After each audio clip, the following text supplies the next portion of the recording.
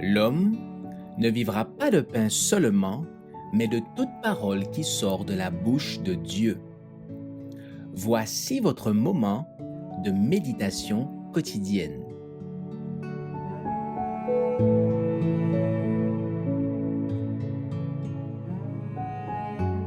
Une récompense inouïe, le 13 décembre.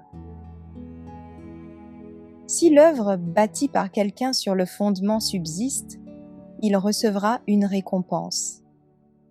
1 Corinthiens chapitre 3, verset 14. La récompense qui sera accordée aux élus, réunis autour du trône de Dieu et de l'agneau, sera glorieuse. Lorsque Jean contempla la gloire céleste, il tomba comme mort. Il ne pouvait supporter cette vue. Mais lorsque les enfants de Dieu auront revêtu l'immortalité, ils le verront tel qu'il est. 1 Jean chapitre 3, verset 2. Ils se tiendront devant le trône, acceptés dans le bien-aimé.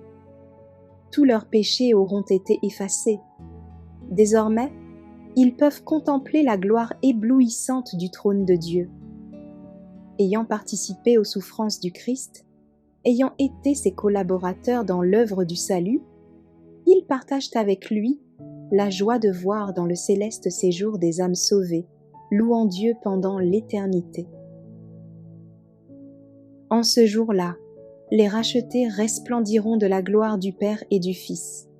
Les anges, avec leurs harpes d'or, accueilleront leur roi accompagné de ses trophées. Un chant de triomphe remplira le ciel. Le Christ a vaincu.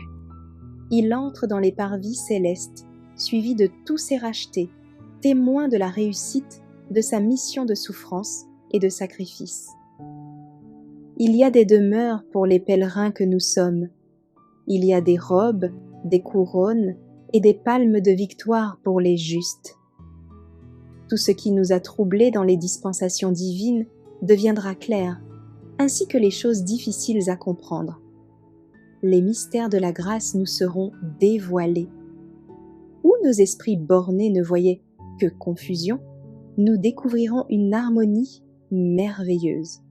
Nous reconnaîtrons alors que c'est l'amour infini qui a ordonné les péripéties les plus pénibles de notre existence. Lorsque nous nous rendrons compte de la tendre sollicitude de celui qui fait tout concourir à notre bien, nous nous réjouirons d'une joie ineffable et glorieuse. Mon frère, ma sœur, je vous supplie de vous préparer pour la venue du Seigneur sur les nuées des cieux. Préparez-vous pour le jugement, afin que, lorsque le Sauveur reviendra pour être admiré en tous ceux qui auront cru, vous soyez parmi ceux qui iront à sa rencontre.